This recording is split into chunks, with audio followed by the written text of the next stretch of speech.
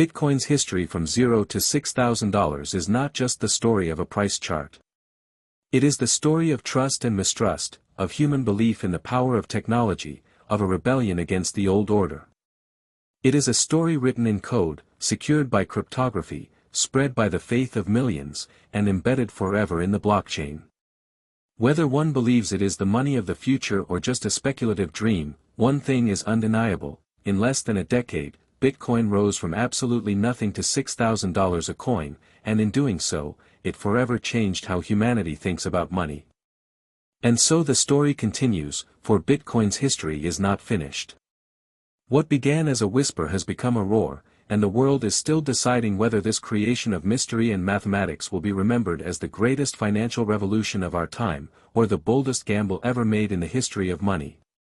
But from 0 to 6,000, its journey has already secured its place in legend. By 2016, Bitcoin began to rise again. This time, the world was paying attention. Banks, once dismissive, began researching the underlying technology, blockchain. Major companies started exploring its uses. Slowly, mainstream adoption crept in. What was once dismissed as internet play money was now being called the future of finance. In 2017, the rise turned into a frenzy. The price crossed $1,000 again, then $2,000, then $3,000. Media outlets that had mocked Bitcoin now covered it daily. Investors rushed in. Ordinary people, hearing stories of overnight millionaires, wanted a piece of the action. The price surged like never before. Skeptics shouted bubble, but believers said this was only the beginning.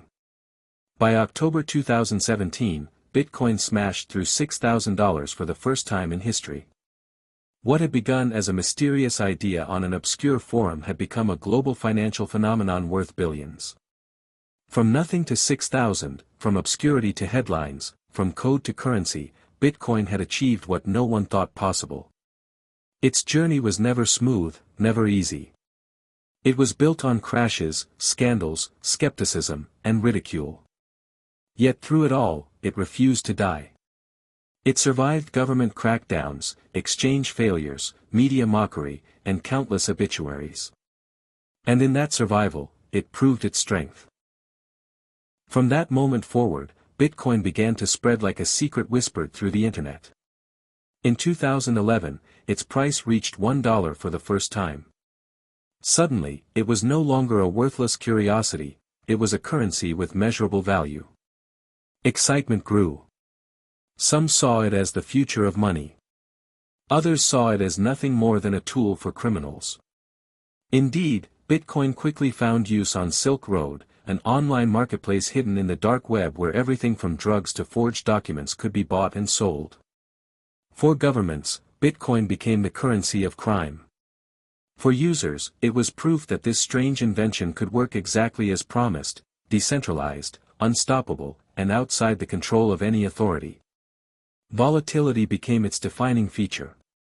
The price soared from $1 to $31, only to collapse back to $2. For most people, that would have been the end of the story. But for the small but growing community of believers, every crash was just another step forward. They saw Bitcoin not as a speculative bubble. In those early days, Bitcoin was little more than an experiment among cryptographers and hobbyists.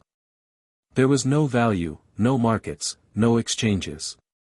Coins were passed back and forth like digital trinkets. The very first transaction took place when Satoshi Nakamoto sent 10 bitcoins to a programmer named Helfini, a man who would later say with pride that he was the first person, besides Satoshi, to run the software. In these moments, history was being written in silence, a future global revolution being tested on a handful of home computers. At first, Bitcoin had no price. It was worth nothing, just lines of code stored in obscure hard drives. But everything changed in May of 2010. A programmer in Florida named Laszlo Hanyecz posted an unusual request on an online forum: he would pay 10,000 bitcoins to anyone who could deliver him 2 pizzas. Someone accepted. In those early days, Bitcoin was little more than an experiment among cryptographers and hobbyists. There was no value, no markets, no exchanges.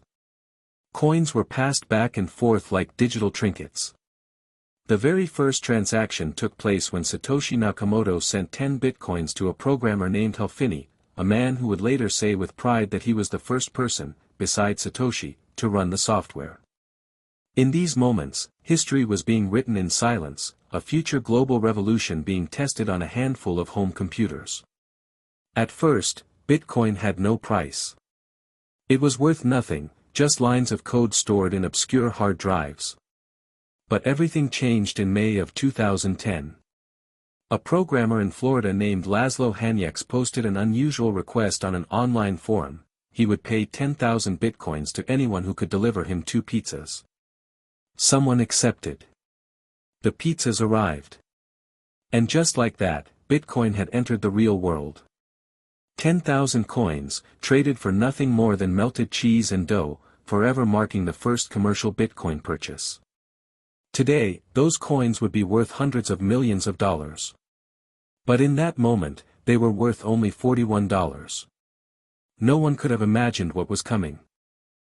In the aftermath of the 2008 global financial crisis, when banks collapsed, governments rushed to print money, and ordinary people lost their savings overnight, something remarkable was born quietly on the internet. While headlines around the world screamed of bailouts and broken trust, an anonymous figure working under the name Satoshi Nakamoto released a 9-page document that would change the future of money itself. This document, known as the Bitcoin White Paper, carried a simple but revolutionary promise: a peer-to-peer electronic cash system that required no banks,